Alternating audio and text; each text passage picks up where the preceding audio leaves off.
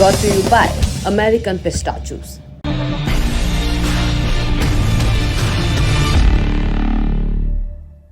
नरेंद्र मोदी का औपचारिक स्वागत हुआ।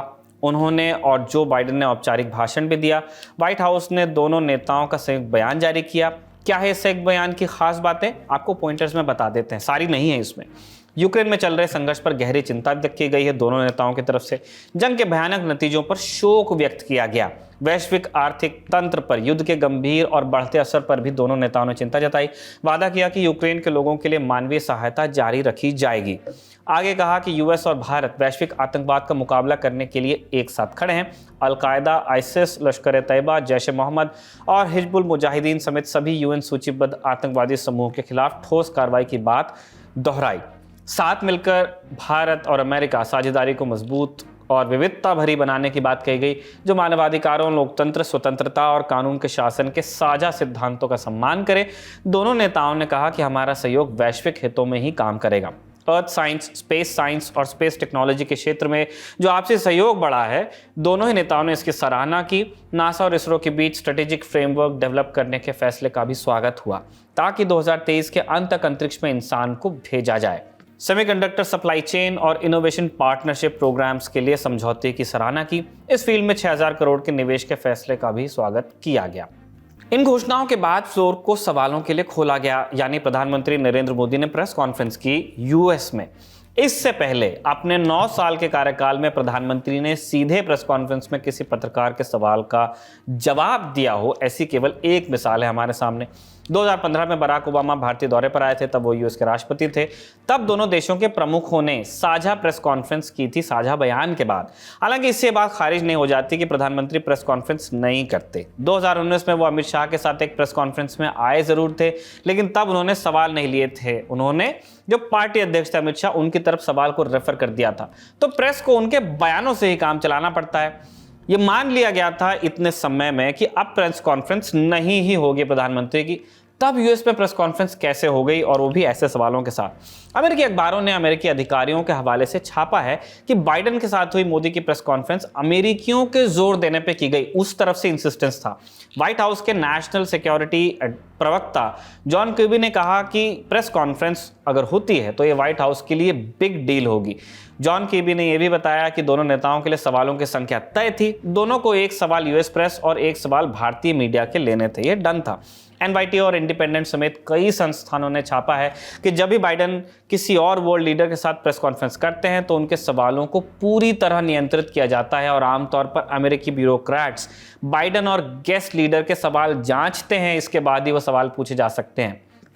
2 यूएस अधिकारियों ने यह भी बताया कि पहले भारतीय अधिकारी आनाकानी कर रहे थे, नरेंद्र मोदी को प्रेस कॉन्फ्रेंस में सवाल न लेने पड़े, ऐसा आग्रह था। ऐसा ही एक उदाहरण पहले प्रधानमंत्री के यूरोपीय दौरे से भी मिल चुका है हमें। नरेंद्र मोदी मई 2022 में जर्मनी, डेनमार्क और फ्रांस गए थे। अपने दौरे में द्विपक्षीय बातचीत के बाद मीडिया के सवालों का जवाब देने में इनकार करने के लिए प्रधानमंत्री मोदी की आलोचना हुई थी। जर्मन मीडिया संगठन डॉयचे वेले, वहां का दूरदर्शन है ये, उसके chief international editor Richard walker ने ट्वीट किया था, मोदी और स्कोल्स अपनी दोनों सरकारों के बीच 14 समझौतों की घोषणा करने वाले हैं। भारतीय पक्ष के आग्रह पर वो एक भी सवाल नहीं लेंगे। बहरहाल इस बार सवाल लेने पड़े। इसका एक बड़ा कारण यह था कि अमेरिका ने इस दौरे में खूब इन्वेस्ट किया था, खूब तैयारी की थी, बाकायदा स्टेट विजिट प्लान की गई थी। ऐसे में बिना प्रेस कॉन्फ्रेंस अगर सारे कार्यक्रम समाप्त हो जाते तो बाइडेन प्रशासन के लिए अपने यहां स्थिति असहज हो जाती, क्योंकि उन्हीं के पार्टी के कई सांसद दूसरी धारा में भी बहते हैं। खैर, दोनों नेताओं से 2-2 सवाल पूछ ही लिए गए। अल्पसंख्यकों की स्थिति पर पूछे गए सवाल ने सुर्खी बनाई। क्या सवाल था और क्या जवाब दिया गया, वो आपको बता देते हैं। वॉल स्ट्रीट जर्नल की सबरीना ने प्रधानमंत्री से पूछा, भारत खुद को दुनिया का सबसे बड़ा लोकतंत्र कहता है, लेकिन कई मानवाधिकार संस्थाओं का कहना है कि आपकी सरकार ने धार्मिक अल्पसंख्यकों के साथ भेदभाव किया, आलोचकों का मुंह बंद किया। आप व्हाइट हाउस के ईस्ट रूम में हैं, जहां कई विश्व नेताओं ने लोकतंत्र की रक्षा का संकल्प लिया। मुस्लिम समुदाय और दूसरे अल्पसंख्यकों की रक्षा और फ्री स्पीच की रक्षा के लिए आप और आपकी सरकार क्या करेंगे, ये सबरीना का सवाल था। अंग्रेजी में हमने अनुवाद आपको बताया। जवाब में प्रधानमंत्री ने क्या कहा, वो आप उनके मुंह से सुनिए। मुझे आश्चर्य हो रहा है कि आप कह रहे हैं कि लोग कहते हैं नहीं, भारत डेमोक्रेसी है। और जैसा राष्ट्रपति बाइडेन ने कहा भारत और अमेरिका दोनों के डीएनए में लोकतंत्र है। लोकतंत्र हमारा स्पिरिट है, लोकतंत्र हमारी रगों में है, लोकतंत्र को हम जीते हैं और हमारे पूर्वजों ने उसको शब्दों में ढाला है संविधान के रूप में। और हमारी सरकार लोकतंत्र के मूलभूत मूल्यों को आधार लेकर के बने हुए संविधान के आधार पर चलती है। और हमारा संविधान और हमारी सरकार, और हमने सिद्ध किया है डेमोक्रेसी कैन डिलीवर। और जब मैं डिलीवर कहता हूं तब कास्ट, क्रीड, रिलीजन, जेंडर, किसी भी भेदभाव को वहां जगह नहीं होती है। और जब हम लोकतंत्र की बात करते हैं तब अगर ह्यूमन वैल्यूज नहीं है, ह्यूमैनिटी नहीं है, ह्यूमन राइट्स नहीं है, फिर तो वो डेमोक्रेसी है ही नहीं। और इसलिए जब आप डेमोक्रेसी कहते हैं, जब डेमोक्रेसी को स्वीकार करते हैं और जब हम डेमोक्रेसी को लेकर के जीते हैं, तब डिस्क्रिमिनेशन का कोई सवाल ही नहीं उठता है। और इसलिए भारत सबका साथ, सबका विकास, सबका विश्वास, सबका प्रयास, उन मूलभूत सिद्धांतों को लेकर के, और इसलिए हम चलते हैं। यानी प्रधानमंत्री ने अल्पसंख्यकों के सवाल को बहुत तरजीह नहीं दी। क्या कदम उठाएंगे बताया नहीं, सबका साथ, सबका विकास, सबका विश्वास और कॉन्स्टिट्यूशन वाली बात दोहरा दी। इसके बाद प्रधानमंत्री से जलवायु परिवर्तन को लेकर सवाल पूछा गया। इसका जवाब उन्होंने बड़े विस्तार से दिया। बताया कि भारत ने ऐसे कदम उठाए हैं जिनके बारे में पश्चिमी देश अब तक सोचते रहे। भारत लगातार पर्यावरण को लेकर अपने वादे निभा रहा है, दूसरे देशों की मदद भी कर रहा है। आप सुनिए प्रधानमंत्री की बात। भारत अपने लिए करता है इतना ही नहीं, हम कुछ ग्लोबल इनिशिएटिव भी ले रहे हैं।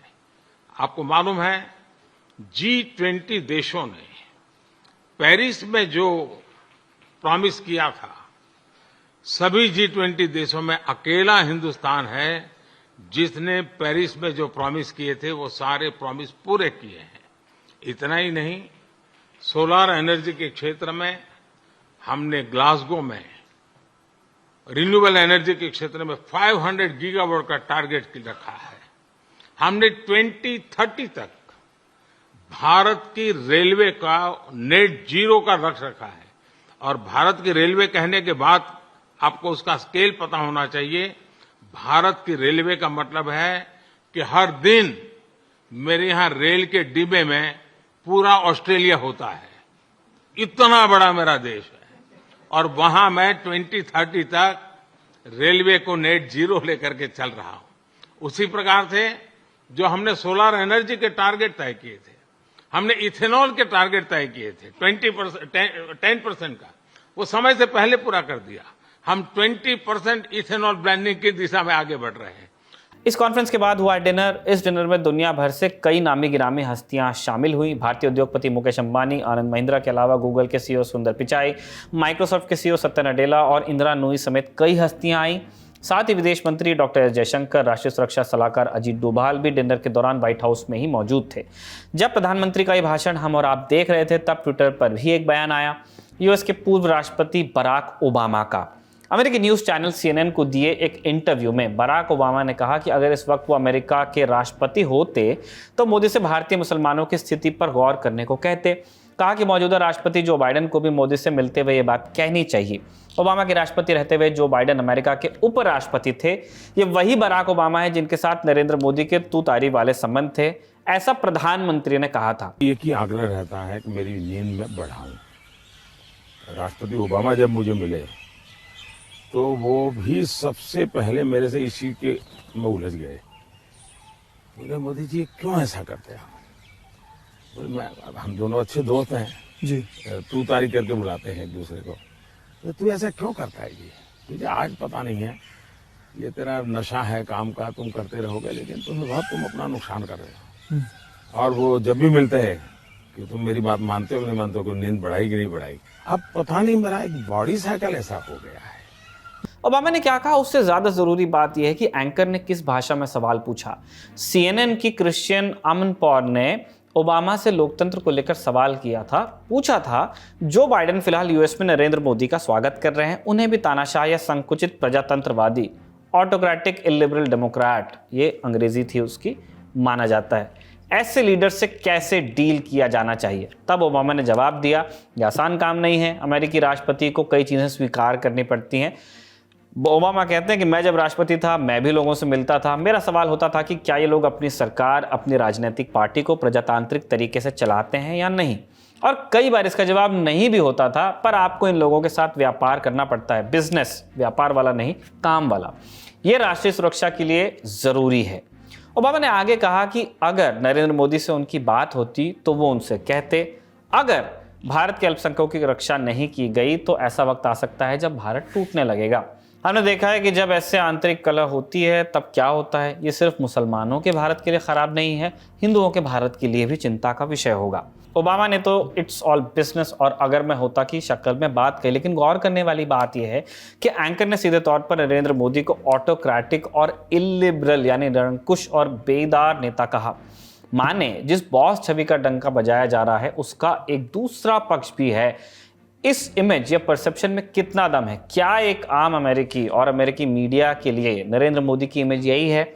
ये सवाल हमने किए अंतर्राष्ट्रीय मामलों के जानकारों से। आम अमेरिकी के मन में क्या है नहीं है ये तो सर्वेक्षण से पता चलेगा, और हम ये भी जानते हैं कि अमेरिका में अमेरिका की आबादी का बहुत बड़ा हिस्सा ऐसा होता है जो आमतौर पे इन सब चीजों में न तो उसकी रुचि रहती है, न ही गहरी जानकारी होती है। इस बारे में हम लोग कई सारी कहानियां पढ़ते जानते हैं।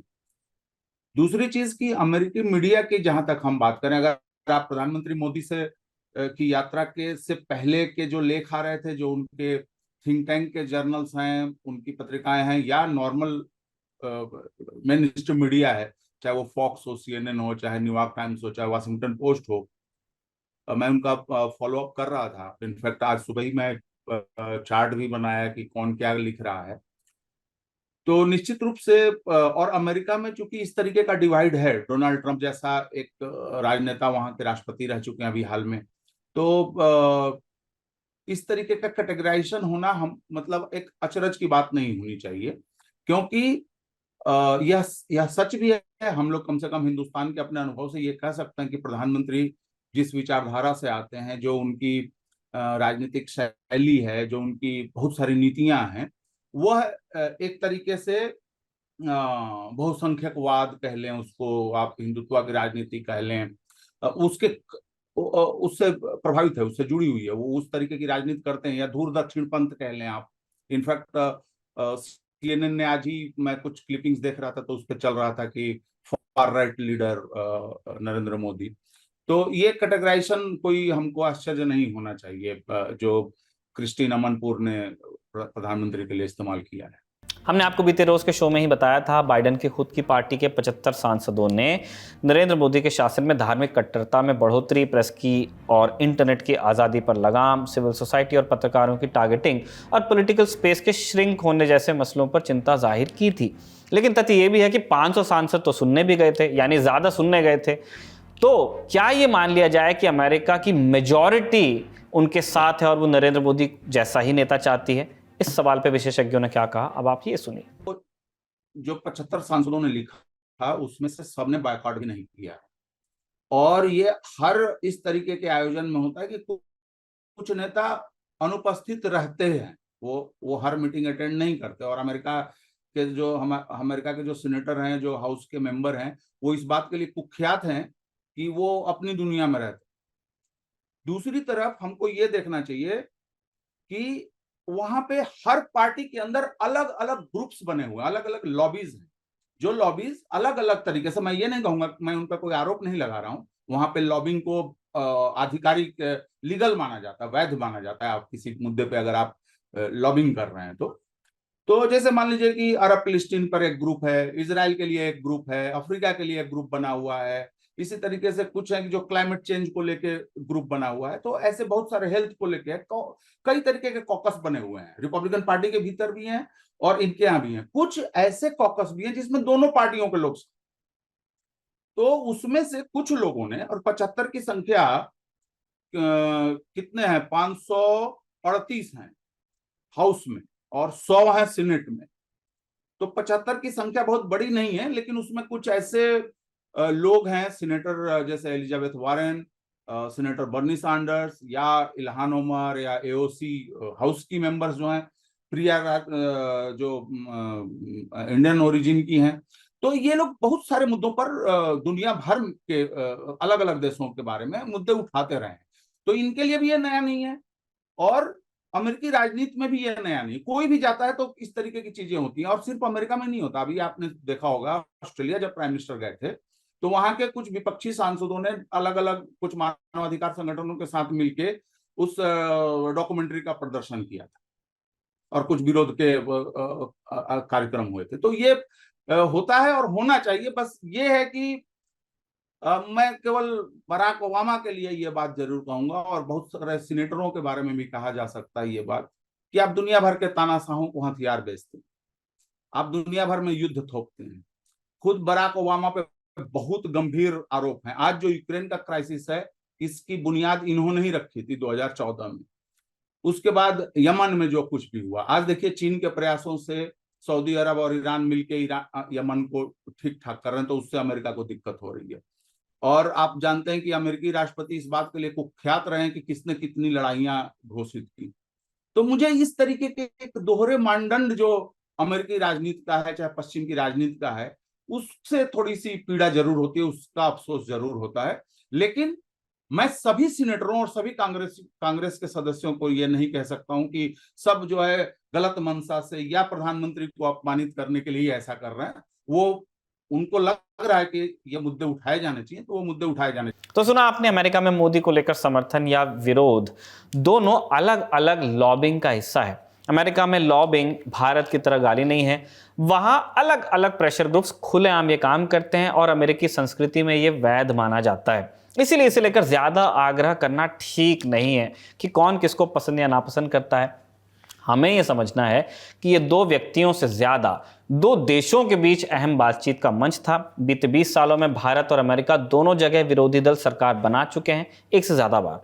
बावजूद इसके दोनों देशों के बीच संबंध में सुधार एक सातत्य के साथ होता रहा है। यही प्रक्रिया एक कदम और आगे बढ़ गई है।